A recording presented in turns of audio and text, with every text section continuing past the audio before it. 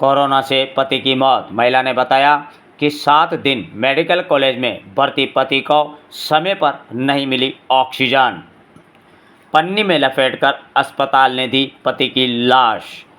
ना कृषि भूमि, ना कोई व्यवसाय, घर में 2 नाबालिग बच्चे, उनकी जिम्मेदारी।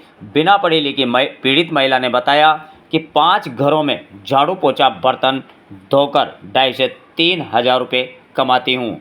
इधर फाइनेंस कंपनी जिससे रुपये 2017 में लिए, जिसके अब तक कुल 2,42,000 रुपये महिला और महिला के पति द्वारा जमा कराए जा चुके हैं। पति की मौत के बाद 2,500 रुपये कमाने वाली महिला कैसे किस्त दे और कहां से दे, जबकि कोरोना महामारी से मरने वाले व्यक्तियों के परिवार को सरकार ने बड़ी राहत दी है, जैसे कर्ज में। वहीं कहीं परिवारों को 1.5 लाख रुपए या 2-2 लाख रुपए की सहायता राशि सरकार द्वारा दी गई है, जबकि महिला को किसी तरह की कोई सरकार से राहत नहीं मिली। ऐसे मामलों को राष्ट्रीय लोक अदालत में लाने की जरूरत। महिला ने बताया कि सरकार से कोई राशि नहीं मिली, ना कर्ज में राहत, जबकि किसी भी बैंक फाइनेंस को कम लोन देने के पूर्व सबसे पहले लोनर का बीमा करना आवश्यक होता है। सेकेंड रूल, बैंक द्वारा रहन संपत्ति का बीमा करना अनिवार्य है। इस पर महिला ने बताया कि बीमे के लिए 25,000 रुपये लिए, लेकिन बैंक द्वारा किसी तरह के बीमे के कागज़ नहीं दिए भी। महिला ने बताया कि बैंक के लोग जबरन घर में घुसे, सामान फेंकने लगे। विरोध करने पर मेरे साथ धक्का मुक्की की, जिससे महिला के हाथ में चोट का निशान भी है। महिला ने लगाई सरकार से गुहार कि सरकार बताए कि मैं कौन सा रास्ता चुनूं, जबकि महिला सशक्तिकरण के लिए सरकार लगातार कार्य कर रही है और लोगों को जागरूक कर रही है। सबसे पहले तो आपका नाम बताओ। ब्रजेश भाई। ब्रजेश भाई, आप कहाँ, कौन सा गांव है आपका? खेतून। खेतून। अच्छा, आपने ये क्या मामला है आपके, बताइए। आपने लोन लिया? लोन लिया था बैंक से। कितना का लिया था? 2 लाख का। 2 लाख का। फिर कैसे चुकाया वो? कितनी किस्तें दी आपने? 30 किस्तें दे, 30 पे 30 किस्तें। एक किस्त कितने की है? 4,000 की। 4,000, यानी 1,20,000 रुपये आप जमा करा चुके हो। उसके बाद 60,000 रुपये एक ले गया, 20 एक ले गया। 60,000 रुपये अलग लेके गए और 20 एक लेके गए, यानी 60, 20, 80 और 20, यानी 2 लाख रुपए वो ले चुके हैं आपसे। 4,000 की एक से, और 4,000 और एक लेके गए। हाँ।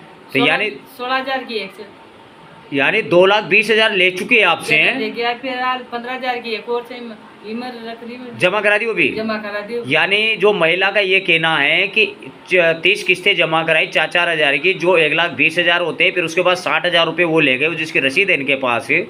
तो यानी 1,80,000 रुपये, उसके बाद 20,000 और ले गए, यानी 2 लाख, यानी 4,000 फिर ले गए, यानी 2,04,000, फिर यानी 16,000, यानी 2,20,000 रुपये लेने के बावजूद भी बैंक वालों ने क्या बोला आपसे?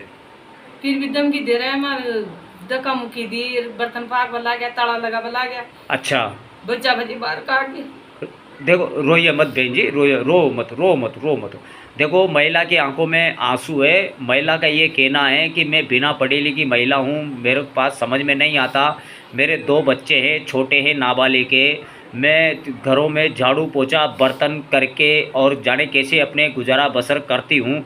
2,20,000 रुपये जमा करने के बावजूद, जिस बैंक ने 2 लाख का लोन दिया, 2,20,000 रिटर्न ले चुकी है, उसके बावजूद भी कितने का लोन निकाल रही है अब दोबारा वो? 2.5 लाख रुपए का और निकाल रही है। 2,80,000 रुपये और निकाल रही है। यानी 2,80,000 रुपये आपसे वो और मांग रहे हैं। और आपको क्या कह रहे हैं कि कितनी तारीख तक पैसा जमा करो, नहीं तो 5 तारीख को जमा कर देगा, ना तो धक्का देर बाहर निकाल देगा, ताला लगा देगा, ये लाम करा देगा इसको। ये देखो, महिला की आंखों में आंसू नहीं रुक रहे, क्योंकि जब किसी गरीब का आशियाना जाता है तो उसकी आत्मा वही जानती है। मैं ये कहता हूँ कि कोटा में न्यायालय है, प्रशासन है, लेकिन यहाँ पर राजनेता है, मंत्री है, सांसद है, सारे नेता यहाँ से जुड़े हुए हैं, लेकिन इस महिला की मदद करने के लिए कोई भी नहीं आए, क्योंकि नेता ये कह देते हैं कि हम क्या जाने, लोन तुमने लिया है। यानी हमारा ये कहना है इस चैनल के माध्यम से, और उन लोगों से भी ये कहना है कि किसी तरह का कोई गलत कदम ना उठाए, डरे नहीं, लड़े, और ऐसा लड़े कि सामने वाले को सबक सिखाए। आप क्या कहना चाहती है प्रशासन से, बताइए। मुझको पट्टा चले पैसा मिल जाओ, लोन माफ हो जाओ। अच्छा, तो आप कहाँ कहाँ भटके, कहाँ कहाँ गए, किस किस के पास गए अभी तक आपके लोन को लेकर? सबके पास चल गई, मुताड़ा में भी चल गई, वकील के पास भी चल गई। हाँ, क्या रहा वहाँ पे? कंपनी में भी चल गई। क्या रहा वहाँ पे, क्या कहा उन्होंने? पढ़ने की जी तो वहाँ कंपनी छीन रब की जी भी धमकी दे रहा कहीं आओ घर। नहीं, आप कहाँ कहाँ गए? कलेक्टर के पास गए, प्रशासन के पास गए, थाने के पास गए, वहाँ क्या हुआ? वहाँ भी मना कर दी, कब उसको माफ होगा ये मत करो जमाया कता। ये किसने बोला? ये वहाँ थाना में ही बोलिया, कलेक्टर ने भी बोलिया। क्या सबूत है आपके पास? कलेक्टर ने बोला कि माफ होएगा। माफ होएगा, उसने गरीब आदमी तो कमा नहीं, कलेक्टर ने अगर ये बोला है कि माफ होएगा, उसका क्या प्रूफ है आपके पास कि आपको माफ करने के आदेश दिया? कोई कागज लिखित में दिया क्या कलेक्टर ने? नहीं दिया। आपका नाम क्या है? ब्रजेश भाई।